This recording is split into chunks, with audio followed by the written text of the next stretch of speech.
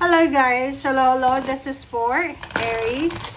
Aries, welcome dito sa aking channel, Kapalaran 888. Welcome guys. Alamin natin kung anong messages, vibration, gabay energy para sa lahat ng Aries. I hope na nakaresonate kayo or makaresonate kayo dito guys. This is money career. Ang dami na. Shape shifting. Aries, lumabas ka na sa comfort zone mo. Okay? May mga Aries dito na kailangan ng pagbabago. Kailangan ng baguhin. It's like for example, your career, your habits, your style, your strategy sa trabaho. Or sa kung paano ka kumita ng pera. Kasi parang sinasabi ng bara, like for example, ikaw, eto, as unemployed, dito muna tayo sa unemployed. Kung isa kang unemployed na Aries, medyo komportable ka na wala kang pera. Na parang sinasabi mo, okay lang pala, walang pera, walang problema. Exempted ka sa mga bills, payment, ganyan sa family. Kasi alam nila na wala ka namang trabaho. Pangalawa, if you're working na mababang sweldo, tatrabaho ka, mababa yung sweldo, hindi naman mabigat yung trabaho. So, parang iniisip mo, okay lang naman, mababa, malapit ako sa pamilya ko. At the same time, hindi naman ako pagod. Sabi ng bara sa'yo, kailangan mo na ng shape shifting. Lumabas ka na sa comfort zone mo, okay? Tama na yung ginagawa mo na pag-nurture sa sarili mo, na nasosobrahan ka na ng pagiging komportable. Oras na para pataasin mo naman yung pride mo, oras na para mangarap ulit, oras na para hanapin mo kung saang lugar ka naandoon or saang lugar ka nababagay. Okay? Kasi dito sa sanctuary na to may ibang Aries nasa probinsya, nasa city, nasa ibang bansa. Pero parang feeling nyo walang improvement. Kasi hindi naman kayo willing na mag-take ng risk. Okay?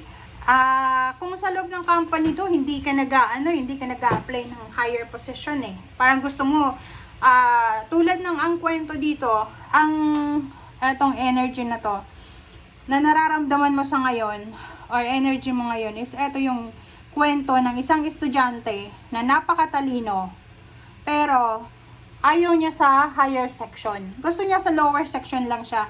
Kasi sa lower section, lahat doon hindi matalino. So, siya yung pinakamatalino. Hindi niya kailangan mag-aral. Okay? Relax lang siya. Siya yung number 1. Kasi siya yung matalino. Parang ganun lang yun. So, ikaw ganun din. Okay lang bababa yung sweldo, hindi ka naman pagod.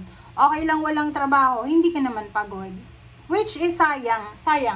Sabi ng baraha dito, taasan mo yung pangarap mo. Ang nakikita ko sa'yo dito, masyadong komportable ka sa comfort zone mo. Medyo taasan natin ang pangarap natin. Okay? Taasan mo, libre lang mangarap, Aries. Okay?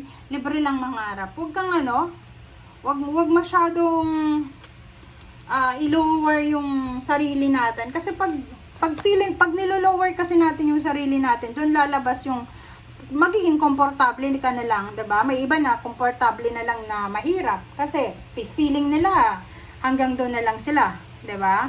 Yung belief natin, 'yun ang kailangan mong baguhin.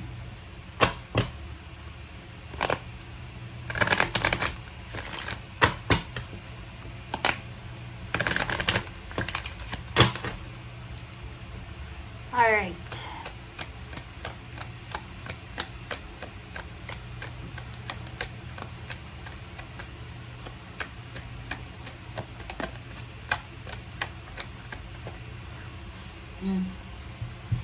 This is family room. Okay, taasan mo yung pangarap mo.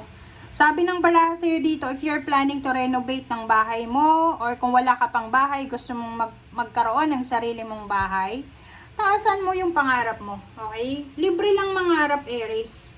Okay? Isipin mo na bawat isa sa atin, may karapatan tayong mangarap, may karapatan tayong magtagumpay. So, bakit mo yun naalisin sa sarili mo? Kung kaya nila, kaya mo rin. Okay? Huwag mong masyadong i-down ang sarili mo.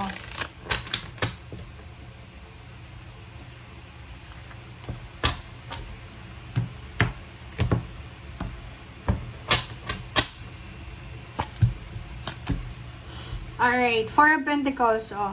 'Di ba? Pag-isipan mo na ngayon. Magsimula ka na ngayong July na to na mag-isip kung paano ka makakapag-ipon ng pera. Doon kasi nagsisimula yun eh. Dapat, siguro wala kang inggit sa katawan mo. Kasi pag naiinggit yung tao, nagiging motivated. Parang feeling ko, nakikita ko sa'yo, wala kang motivation sa ngayon. Kasi hindi ka nakakaramdam ng inggit. So dito sinasabi na, simulan mo ng pag-isipan ngayon kung paano magtipid or mag-save ng pera. 'Di ba? Sabi ng baraha sa'yo dito na isang financial new beginnings or financial start, okay? Or financial opening ang papasok sa buhay mo or papasukan mo na magdadala to sa'yo ng financial peace and harmony. 'Di ba? Kung ano man ito na papasok na kaperahan sa buhay mo, makakatulong to sa'yo, hindi lang sa'yo, kundi sa pamilya mo. There's a justice, there's a good karma coming para sa mga Aries. Congratulations sa inyo. Sinasabi ng baraha, isang napakabilis na contract signing, isang napakabilis na papeles, dokumento ang posibleng matatanggap mo. Okay, another is Ten of Swords and Eight of Wands. Napakabilis na direksyon. Isang napakabilis na travel, napakabilis na direksyon, ang posibleng gagawin mo. Papasukin mo yung journey na to, okay? Ang ganda. Sabi ng baraha sa'yo dito, huwag kang mag-alala kasi may mga tao sa paligid mo na willing kang suportahan sa kung ano man na pangangailangan mo, kung kailangan mo ng tulong. And unexpected din, may mga tao ka na makikilala in the near future na sila ay matutulungan kanila na pwedeng maging successful ka. Okay? So, isang desisyon lang ang gagawin mo ha. Yun nga sabi ko sa'yo, lumabas ka sa comfort zone mo. Kung makikita mo dito, there's a Five of Swords dito, diba? Two of Swords and Three of Swords. Ibig sabihin yan, this is shape-shifting talaga. Baguhin mo na. Kailangan mong baguhin, kailangan mong umalis sa isang lugar na hindi na productive. Ang nakikita ko sa'yo dito na once na kumilos ka na, parang domino effect yan. Sunod-sunod na blessing, sunod-sunod na happiness, sunod-sunod na peace of mind, and sunod-sunod na stability and balance ang darating sa'yo. Okay? So, sabi ng baraha dito, what are you waiting for? Aries, what are you waiting for? Okay? Decision mo na lang, judgment mo na lang ang importante dito or ang essential para mabago ang lahat. Kasi kung hindi ka magdedesisyon, walang ibang magdedesisyon para sa'yo. Thank you guys. Bye!